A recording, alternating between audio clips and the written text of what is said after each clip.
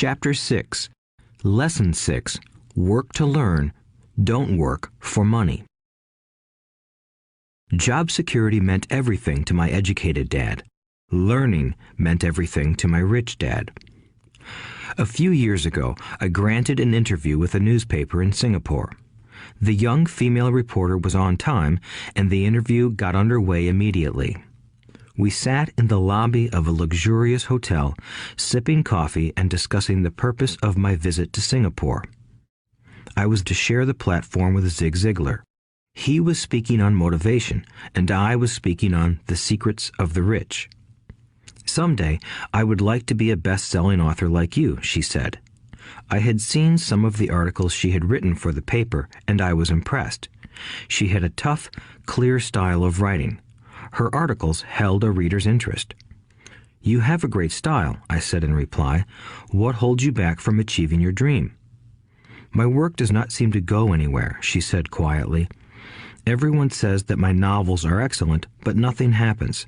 So I keep my job with the paper. At least it pays the bills. Do you have any suggestions?" "Yes, I do," I said brightly. "A friend of mine here in Singapore runs a school that trains people to sell.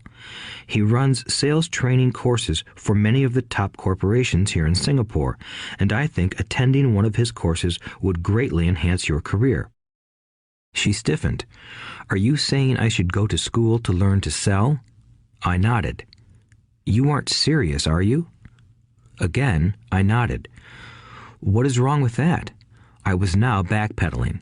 She was offended by something, and now I was wishing I had not said anything. In my attempt to be helpful, I found myself defending my suggestion. "I have a master's degree in English literature. Why would I go to school to learn to be a salesperson? I am a professional.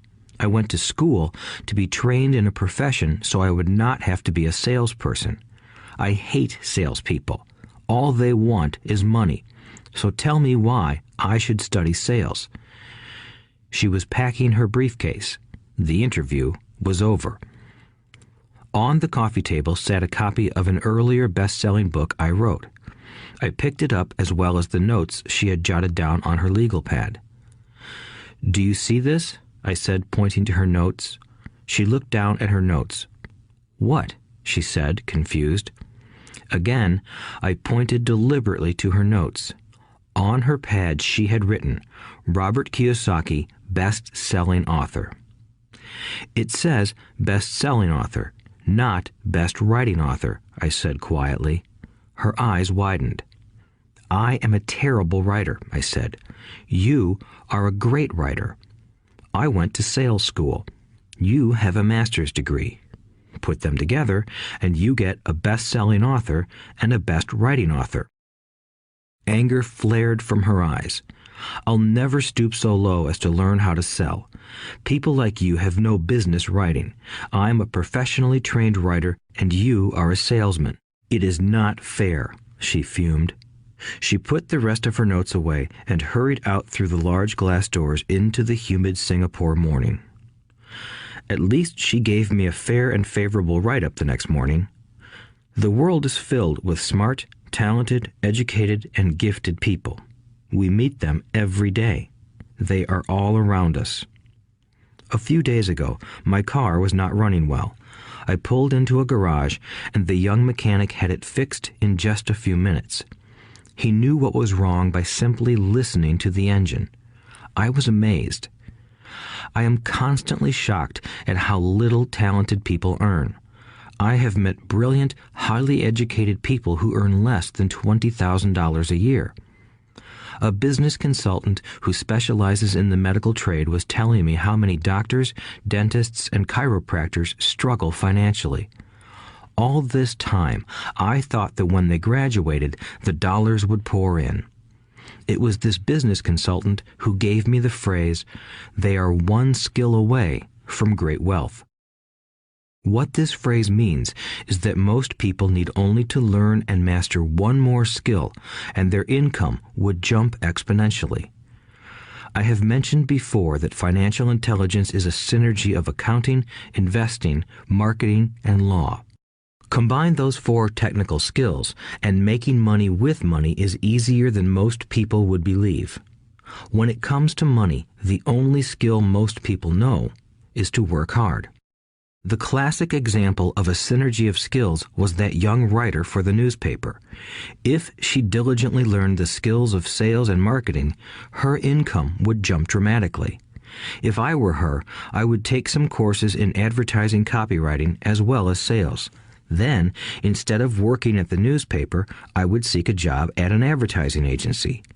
Even if it were a cut in pay, she would learn how to communicate in shortcuts that are used in successful advertising.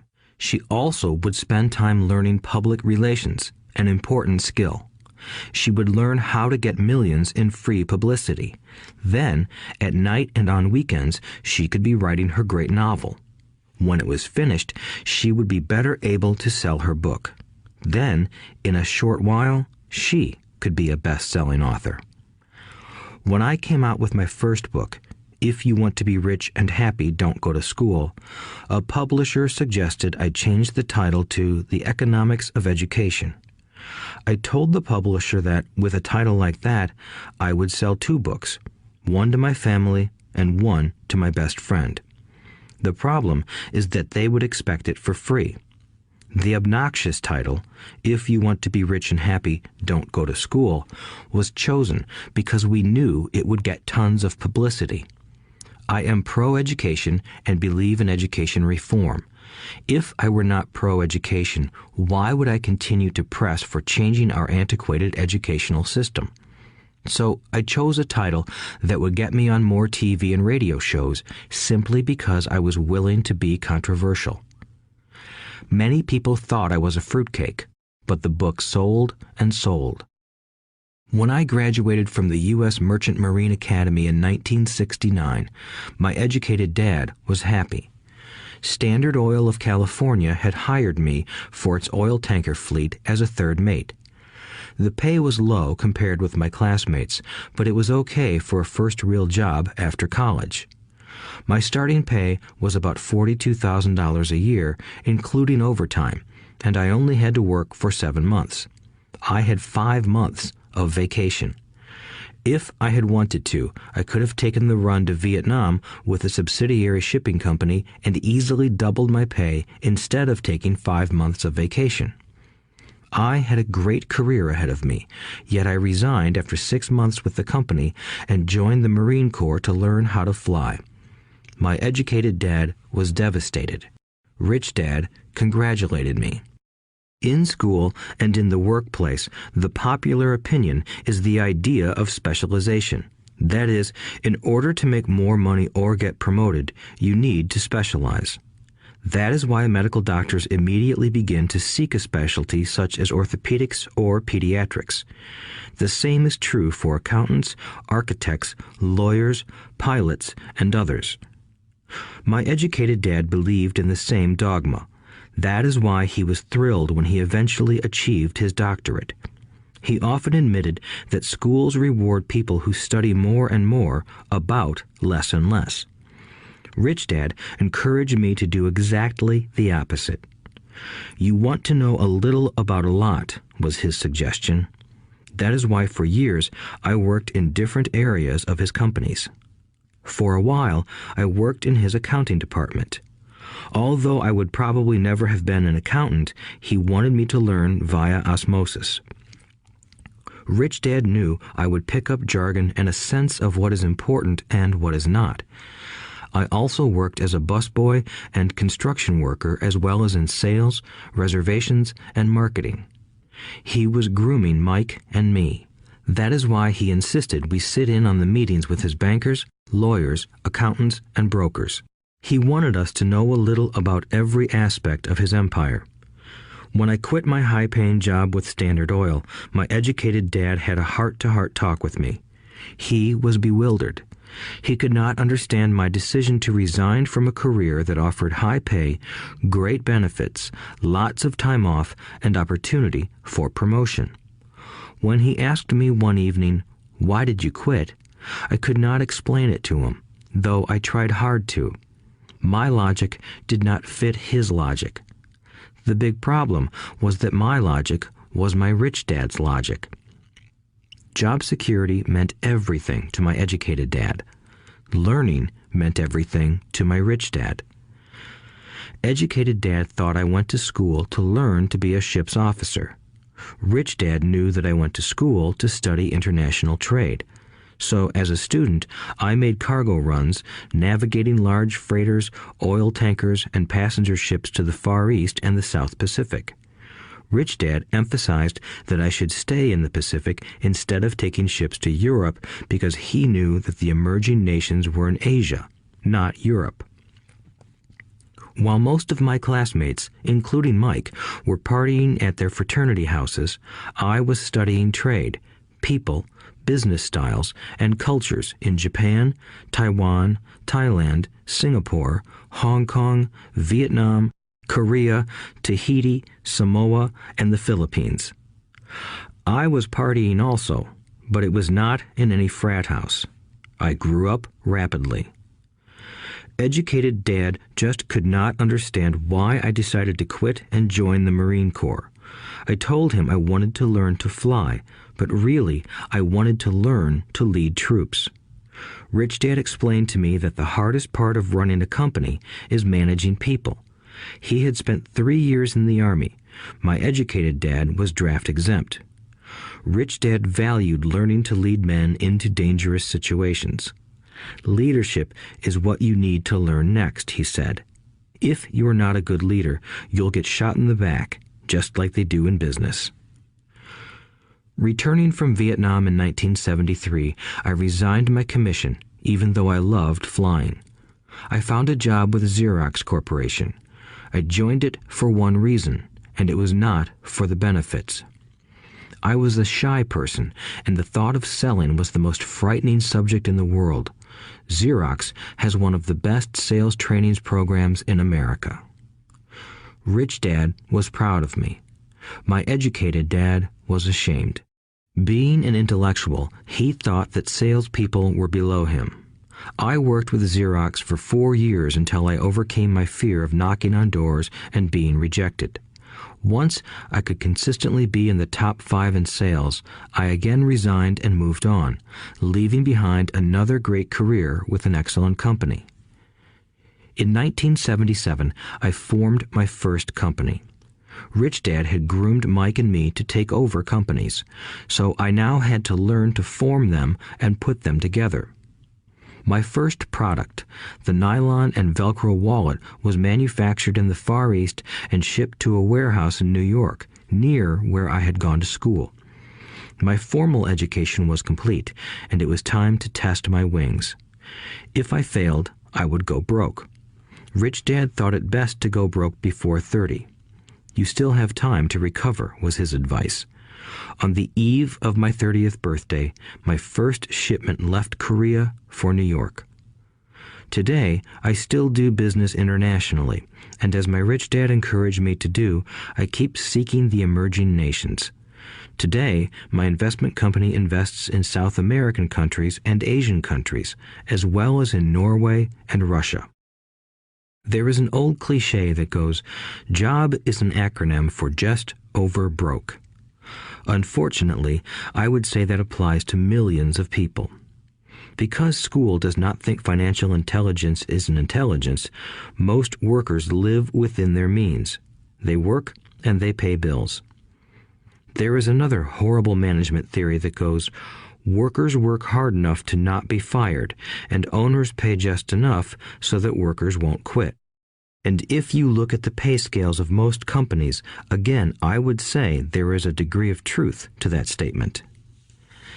The net result is that most workers never get ahead. They do what they've been taught to do, get a secure job.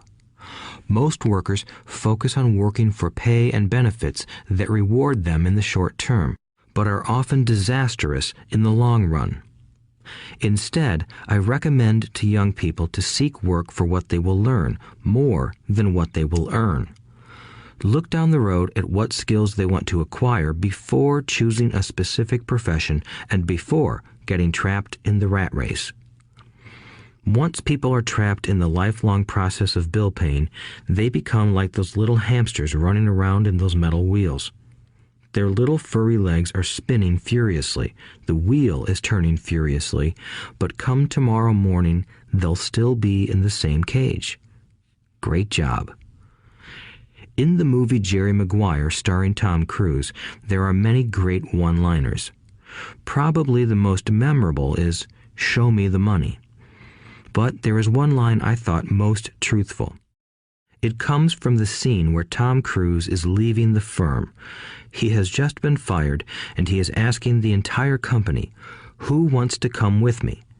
And the whole place is silent and frozen.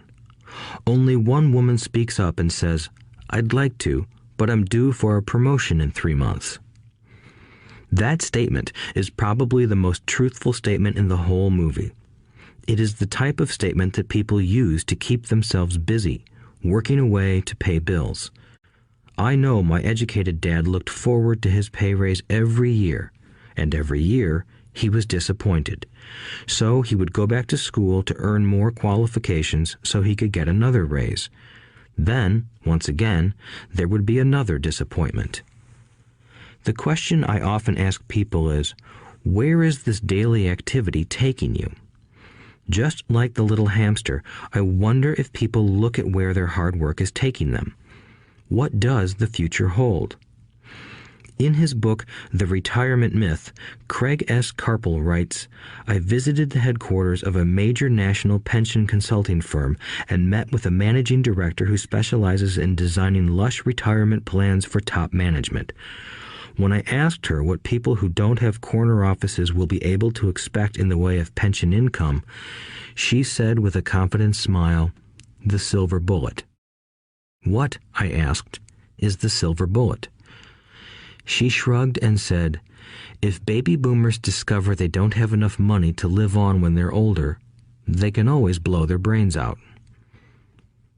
Carpel goes on to explain the difference between the old defined benefit retirement plans and the new 401k plans that are riskier. It is not a pretty picture for most people working today, and that is just for retirement. Add medical fees and long-term nursing home care, and the picture is frightening. Already, many hospitals in countries with socialized medicine need to make tough decisions such as who will live and who will die. They make those decisions purely on how much money they have and how old the patients are. If the patient is old, they often will give the medical care to someone younger. The older, poor patient gets put to the back of the line. Just as the rich can afford better education, the rich will be able to keep themselves alive, while those who have little wealth will die.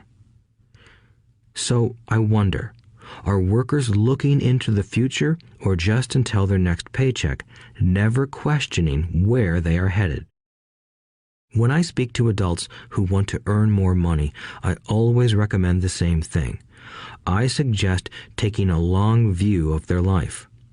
Instead of simply working for the money and security, which I admit are important, I suggest they take a second job that will teach them a second skill. Often I recommend joining a network marketing company, also called multi-level marketing, if they want to learn sales skills. Some of these companies have excellent training programs that help people get over their fear of failure and rejection, which are the main reasons people are unsuccessful. Education is more valuable than money in the long run. When I offer this suggestion, I often hear in response, "Oh, that is too much hassle," or "I only want to do what I am interested in." If they say it's too much of a hassle, I ask, so you would rather work all your life giving 50% of what you earn to the government? If they tell me, I only do what I am interested in, I say, I'm not interested in going to the gym, but I go because I want to feel better and live longer. Unfortunately, there is some truth to the old statement, you can't teach an old dog new tricks. Unless a person is used to changing, it's hard to change. But for those of you who might be on the fence when it comes to the idea of working to learn something new, I offer this word of encouragement. Life is much like going to the gym. The most painful part is deciding to go. Once you get past that, it's easy. There have been many days I have dreaded going to the gym, but once I am there and in motion, it is a pleasure. After the workout is over, I am always glad I talked myself into going. If you are unwilling to work to learn something new and instead insist on becoming highly specialized within your field, make sure the company you work for is unionized. Labor unions are designed to protect specialists. My educated dad, after falling from grace with the governor, became the head of the teachers' union in Hawaii. He told me that it was the hardest job he ever held. My rich dad, on the other hand, spent his life doing his best to keep his companies from becoming unionized. He was successful. Although the unions came close, rich dad was always able to fight them off. Personally, I take no sides because I can see the need for and the benefits of both sides. If you do as school recommends, become highly specialized, then seek union protection. For example, had I continued with my flying career, I would have sought a company that had a strong pilots union. Why? Because my life would be dedicated to learning a skill that was valuable in only one industry. If I were pushed out of that industry, my life's skills would not be as valuable to another industry. A displaced senior pilot with 100,000 hours of heavy airline transport time, earning $150,000 a year, would have a hard time finding an equivalent high-paying job teaching in school. Skills do not necessarily transfer from industry to industry. Skills the pilots are paid for in the airline industry are not as important in, say, the school system. The same is true even for doctors today. With all the changes in medicine, many medical specialists are needing to conform to medical organizations such as HMOs. School teachers definitely need to be union members. Today in America, the teachers' union is the largest and the richest labor union of all. The NEA, the National Education Association, has tremendous political clout. Teachers need the protection of their union because their skills are also of limited value to an industry outside of education. So the rule of thumb is highly specialized, then unionize. It's the smart thing to do. When I ask the classes I teach, how many of you can cook a better hamburger than McDonald's, almost all the students raise their hands. I then ask, so if most of you can cook a better hamburger, how come McDonald's makes more money than you? The answer is obvious. McDonald's is excellent at business systems. The reason so many talented people are poor is because they focus on building a better hamburger and know little to nothing about business systems. A friend of mine in Hawaii is a great artist. He makes a sizable amount of money. One day, his mother's attorney called to tell him that she had left him $35,000. That is what was left of her estate after the attorney and the government took their shares. Immediately, he saw an opportunity to increase his business by using some of this money to advertise. 2 months later, his first 4-color full-page ad appeared in an expensive magazine that targeted the very rich. The ad ran for 3 months. He received no replies from the ad, and all of his inheritance is now gone. He now wants to sue the magazine for misrepresentation. This is a common case of someone who can build a beautiful hamburger but knows little about business. When I asked him what he learned, his only reply was, "Advertising salespeople are crooks." I then asked him if he would be willing to take a course in sales and a course in direct marketing. His reply, "I don't have the time, and I don't want to waste my money." The world is filled with talented poor people. All too often, they're poor or struggle financially or earn less than they are capable of, not because of what they know, but because of what they do not know. They focus on perfecting their skills at building a better hamburger rather than the skills of selling and delivering the hamburger. Maybe McDonald's does not make the best hamburger, but they are the best at selling and delivering a basic average burger. Poor Dad wanted me to specialize. That was his view on how to be paid more. Even after being told by the governor of Hawaii that he could no longer work in state government, my educated dad continued to encourage me to get specialized. Educated Dad then took up the cause of the teachers' union, campaigning for further protection and benefits for these highly skilled and educated professionals. We argued often, but I know he never agreed that over-specialization is what caused the need for union protection. He never understood that the more specialized you become, the more you are trapped and dependent on that specialty. Rich Dad advised that Mike and I groom ourselves. Many corporations do the same thing. They find a young, bright student just out of business school and begin grooming that person to someday take over the company. So these bright young employees do not specialize in one department. They are moved from department to department to learn all the aspects of business systems. The rich often groom their children or the children of others. By doing so, their children gain an overall knowledge of the operations of the business and how the various departments interrelate. For the World War II generation, it was considered bad to skip from company to company. Today, it is considered smart. Since people will skip from company to company rather than seek greater specialization in skills, why not seek to learn more than to earn? In the short term, it may earn you less, but it will pay dividends in the long term. The main management skills needed for success are 1. Management of cash flow, 2. Management of systems, 3. Management of people. The most important specialized skills are sales and marketing. The ability to sell, to communicate to another human being, be it a customer, employee, boss, spouse, or child, is the base skill of personal success. Communication skills such as writing, speaking, and negotiating are crucial to a life of success. These are skills I work on constantly, attending courses or buying educational resources to expand my knowledge. As I have mentioned, my educated dad worked harder and harder the more competent he became. He also became more trapped the more specialized he got. Although his salary went up, his choices diminished. Soon after he was locked out of government work, he found out how vulnerable he really was professionally. It is like professional athletes who suddenly are injured or are too old to play. Their once high-paying position is gone, and they have limited skills to fall back on. I think that is why my educated dad sided so much with the unions after that. He realized how much a union would have benefited him. Rich Dad encouraged Mike and me to know a little about a lot.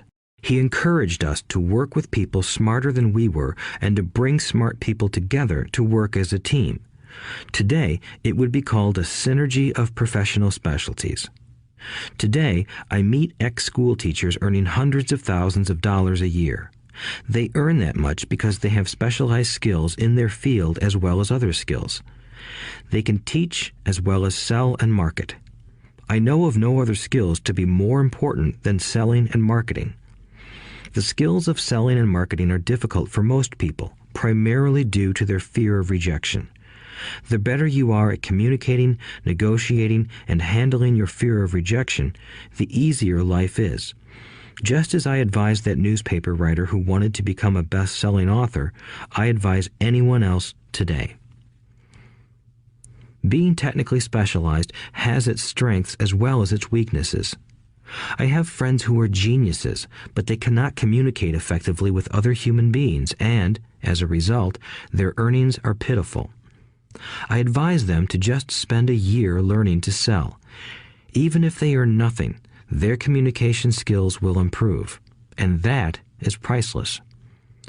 In addition to being good learners, sellers, and marketers, we need to be good teachers, as well as good students. To be truly rich, we need to be able to give as well as to receive.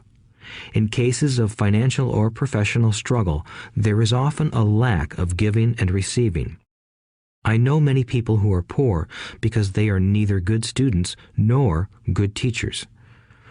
Both of my dads were generous men. Both made it a practice to give first. Teaching was one of their ways of giving. The more they gave, the more they received. One glaring difference was in the giving of money. My rich dad gave lots of money away. He gave to his church, to charities, and to his foundation. He knew that to receive money, you had to give money. Giving money is the secret to most great wealthy families. That is why there are organizations like the Rockefeller Foundation and the Ford Foundation. These are organizations designed to take their wealth and increase it, as well as give it away in perpetuity. My educated dad always said, "When I have some extra money, I'll give it." The problem was that there was never any extra. So he worked harder to draw more money in rather than focus on the most important law of money: give and you shall receive. Instead, he believed in receive and then you give. In conclusion, I became both dads. One part of me is a hardcore capitalist who loves the game of money making money. The other part is a socially responsible teacher who is deeply concerned with this ever-widening gap between the haves and have-nots. I personally hold the archaic educational system primarily responsible for this growing gap.